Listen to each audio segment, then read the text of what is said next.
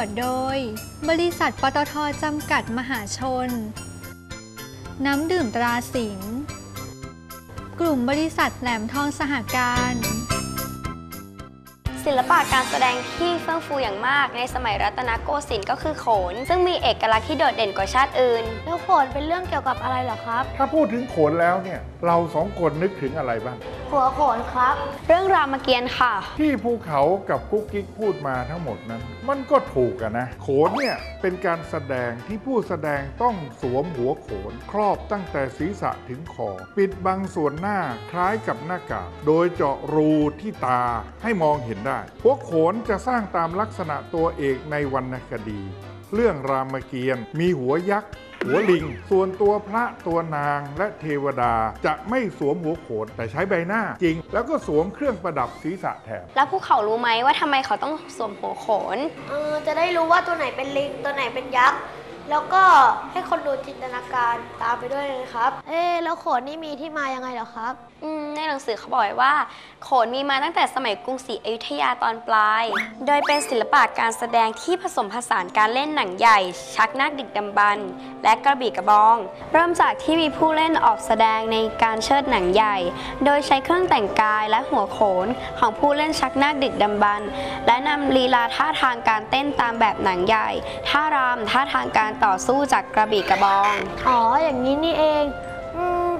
แล้วโขนหลวงนี่เป็นโขนแบบไหนเหรอครับก็แต่เดิมเนี่ยโขนเนี่ยมีแต่เฉพาะในราชสำนักคนสามัญธรรมดาเนี่ยฝึกไม่ได้ต่อมามีความนิยมว่าการฝึกหัดโขนทำให้ผู้ฝึกเกิดความแคล่วคล่องว่องไวในการรบจึงมีการพระราชทานอนุญาตให้เจ้านายและขุนนางตลอดจนผู้ราชการเมืองฝึกหัดโขนได้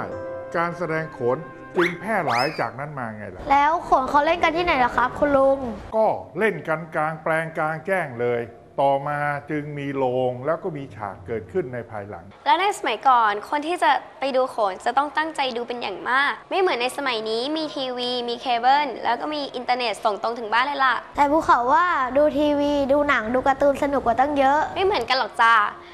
คุณลุงคะพอจะมีวิธีการดูโขนที่สนุกสอนภูเขาบ้างไหมคะโอ้มีสิการดูโขนให้สนุกเนี่ยต้องเข้าใจก่อนว่าเหมือนกับเราดูละครใบ้เป็นการแสดงโดยท่าทาง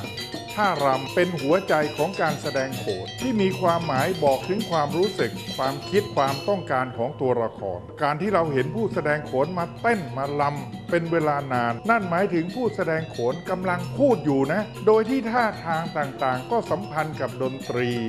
สัมพันธ์กับบทภาคและก็บทเจรจาถ้าเรารู้จักภาษาโขน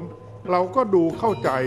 ดูรู้เรื่องแล้วก็ดูสนุกแล้วอีกอย่างหนึ่งเวลาเราไปดูโขนเราต้องดูให้รู้ว่าเราจะไปดูเรื่องอะไรตอนไหนตัวเอกเป็นใครจะทำอะไรถูกต้องแล้วล่ะการดูโขนโดยที่เรารู้เรื่องมันจะทำให้เราดูสนุกมากยิ่งขึ้นและเร็วๆนี้เนี่ยจะมีการแสดงโขนชื่อตอนนางลอยเนี่ย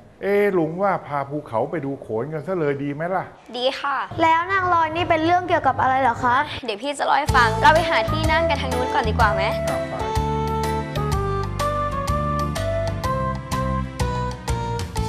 ร่วมสนับสนุนของรางวัลโดยสกอล่าสื่อการศึกษาเสริมสร้างพัฒนาการและความคิด